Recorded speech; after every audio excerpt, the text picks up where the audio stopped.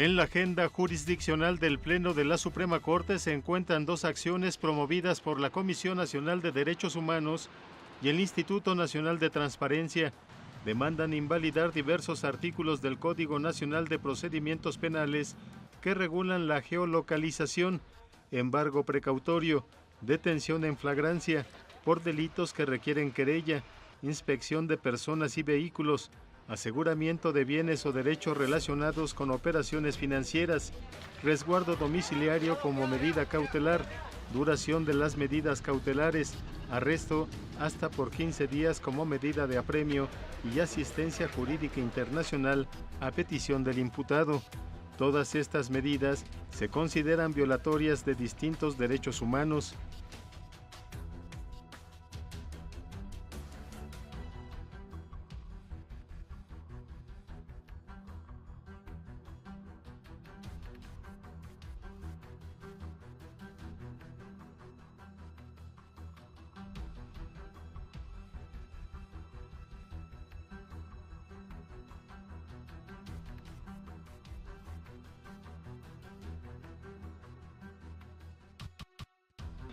El Pleno de la Suprema Corte de Justicia inició el estudio de dos acciones de inconstitucionalidad promovidas por la CNDH y el otrora IFAI contra disposiciones del Código Nacional de Procedimientos Penales. En esta sesión pública comenzó el análisis respecto de la inspección de personas y vehículos. De acuerdo con el proyecto, son válidos los artículos que establecen que la policía pueda realizar la inspección de personas y de vehículos en la investigación de los delitos sin la exigencia de una orden emitida por autoridad competente. La inspección de personas y sus posesiones, incluyendo vehículos, constituye un control preventivo provisional que se encuentra autorizado constitucionalmente en la investigación de delitos. El proyecto subraya que para que las inspecciones que realice la policía sean constitucionales, es necesaria la flagrancia y si existe sospecha razonable de que el individuo oculta entre la ropa o que lleva adheridos al cuerpo objetos relacionados con el hecho que se investiga. Detalla que dichas inspecciones, siempre que se lleven a cabo bajo esos parámetros, pueden realizarse de manera forzosa. Quienes se manifestaron a favor del sentido del proyecto plantearon precisiones respecto de la validez. El juez tendrá, con base en sus facultades, la obligación de ir separando las actuaciones que le parezcan que provienen de conductas debidamente llevadas a cabo conforme a los estándares constitucionales y cuáles no, ¿verdad? Esta detención no cumplió con este requisito, no había sospecha razonable, no se trató con dignidad a la persona a la hora de hacerle una inspección, en fin. A mi juicio, la flagrancia no es sospecha, la flagrancia brilla. Si un agente policíaco identifica una situación en la que hay causa probable de la comisión de un delito por sospecha razonable, es ahí cuando se activa la figura del control provisional preventivo, pero no la de flagrancia. Es precisamente una de las funciones de la policía investigar y, entre otras, su herramienta más importante, la inspección voluntaria o forzosa en personas y vehículos, más no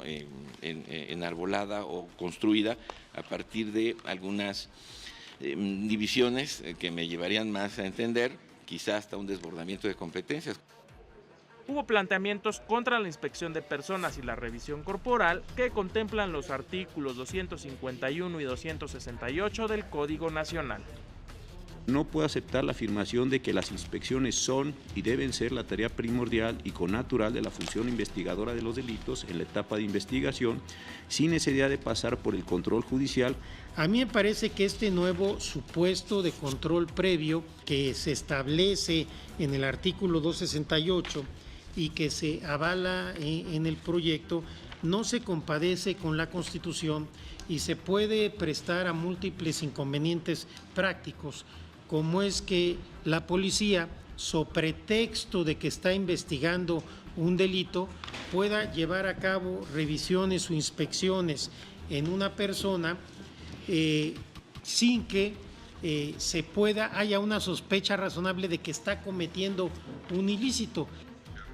El estudio de este asunto continuará la sesión pública de este martes. Referirme a este primer apartado, especificando mi postura sobre cada uno de los preceptos.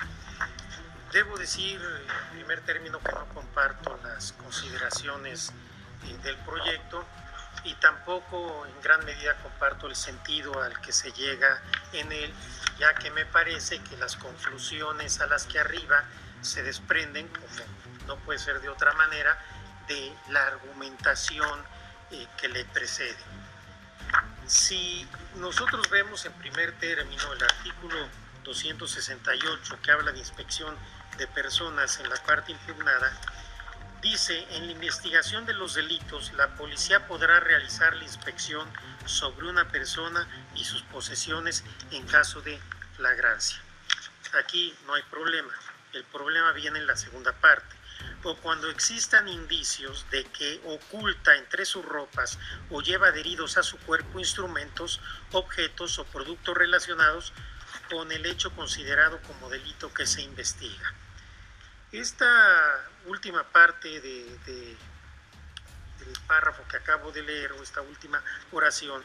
me parece que no se compadece con la doctrina que ha realizado la primera sala de esta Suprema Corte en relación con controles previos y detenciones en flagrancia, que son dos supuestos distintos. La detención en flagrancia se da cuando se está cometiendo un delito o es detenido inmediatamente después de cometerlo una persona, y en este momento se justifica una inspección posterior para asegurar instrumentos, objetos o productos del delito o resguardar la propia seguridad de la gente que realiza la detención o de terceros. Sin embargo, esto no se confunde o debe confundir con el control preventivo previo, que puede justificar la realización de un registro a una persona o a sus pertenencias, incluyendo un vehículo, cuando se actualiza una sospecha razonable de que se está cometiendo un delito, y esta revisión, esta inspección eventualmente puede llevar a una detención en flagrancia, de tal manera que en este caso la inspección es anterior a la detención y es en la inspección en la que se acredita que efectivamente hay una flagrancia. A mí me parece que este nuevo supuesto de control previo que se establece en el artículo 268 y que se avala en el proyecto no se compadece con la Constitución y se puede prestar a múltiples inconvenientes prácticos, como es que la policía, sobre pretexto de que está investigando un delito, pueda llevar a cabo revisiones o inspecciones en una persona sin que haya una sospecha razonable de que está cometiendo un ilícito, simplemente porque tiene una sospecha razonable de que esta persona lleva adherido qué o por qué o a cuentas de qué. Y esto, reitero, puede dar lugar a grandes abusos. Cualquier agente de la policía puede decir: te estoy inspeccionando porque resulta que esta computadora, este teléfono celular, esta cartera, esta chamarra que portas parece que está involucrada con un delito que ya se denunció. Yo creo que en esta etapa de un proceso de investigación no se pueden llevar a cabo las detenciones así. Sí, solo sí hay sospecha razonable de que esta persona está cometiendo un ilícito. Se hace la inspección, resulta que efectivamente al tener en su posesión un objeto que no es de su propiedad, pudiera eventualmente generarse una flagrancia. Pero esto, reitero, no creo que pueda abrirse una puerta para que, sobre pretexto de investigar, se le den atribuciones a la policía que no tiene constitucionalmente y creo que no debe tener tampoco legalmente. Y sí me parece claro que en la doctrina de la primera sala no está comprendido este supuesto. Consecuentemente, yo votaré en este aspecto por la invalidez del artículo 268, porque, reitero, me parece que no hay constitucionalmente una justificación para que se pueda llevar esta inspección a las personas simplemente porque supuestamente se está investigando un delito, con independencia de lo que ya se ha dicho aquí, que habría que discutir si en esta etapa de la investigación, precisamente a partir del nuevo sistema penal acusatorio, la policía puede puede tomar estas medidas sin que haya una disposición por parte del juez de control. Por el otro lado, en relación con el artículo 266, en la parte que habla que se realizará un registro forzoso solo si la persona no está dispuesta a cooperar o se resiste, yo también votaré por la invalidez de esta parte del precepto, porque no se establece de ninguna manera cuáles son las garantías y los parámetros a los que debe estar sujeto este registro forzoso. ¿Qué vamos a entender porque no esté dispuesta a cooperar o se resista? ¿Cómo se va a hacer este registro forzoso? ¿Qué garantías? ¿Qué temporalidad? ¿Qué tipo de medidas puede tomar el agente o pueden tomar los agentes para realizar el registro? Me parece que es especialmente problemático que haya un precepto donde nada más se diga se realizará un registro forzoso. Cualquier cosa que esto signifique, parece ser que es obvio que es contra la voluntad de la persona a la cual se va a inspeccionar y no se generan de aquí las mínimas garantías de defensa y de respeto a sus derechos fundamentales. Y por las mismas razones votaré también por la invalidez de las fracciones tercera y quinta del artículo 251, que habla de que no se requiere autorización de juez de control para la inspección de personas y la inspección de vehículos, porque también aquí, hablando de inspección de vehículos, tampoco se establecen las mínimas garantías de cómo se va a llevar a cabo esta inspección y en qué supuestos y a partir de qué reglas que pueden operar en este tipo de situaciones, porque dejarlo así implica que la autoridad, sin necesidad de sospecha razonable ni ningún otro presupuesto, puede simple y sencillamente a su discrecionalidad, que cuando no está sujeta a principios se convierte en arbitrariedad, revisar vehículos sin ningún parámetro de constitucionalidad o de referente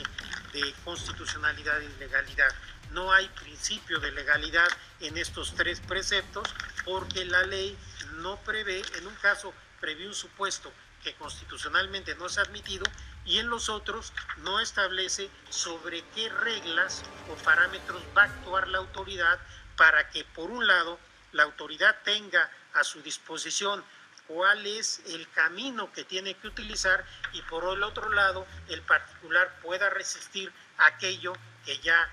incurre en el terreno de lo arbitrario. Por lo que hace a los artículos 132 y 147 en las partes que han sido impugnadas, votaré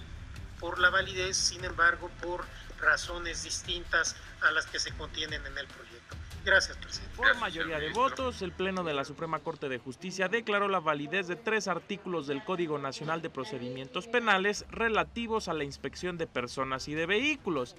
El artículo 251 en sus fracciones tercera y quinta establece que no requieren autorización del juez de control esos tipos de inspección. Lo impugnado del artículo 266 era el registro forzoso en caso de resistencia. El 268 establece que en la investigación la policía podrá realizar la inspección en caso de flagrancia o si hay indicios de que la persona oculta entre su ropa o que lleva adheridos a su cuerpo elementos relacionados con el hecho que se investiga.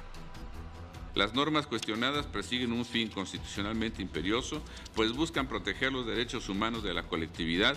por razones de seguridad jurídica. La medida es idónea en virtud de que la intervención en los derechos fundamentales es susceptible de conseguir el objetivo propuesto porque permite a la policía recolectar datos de prueba que podrán servir para la investigación de delitos y también para su prevención y persecución. Yo creo que conjuntada tanto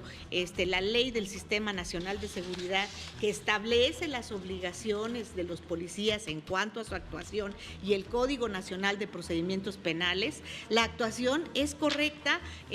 precisamente para lograr el cometido de ¿qué? De preservar el orden público, de preservar el derecho de las víctimas, de establecer que la delincuencia cada vez sea menor. Esa es la razón de ser.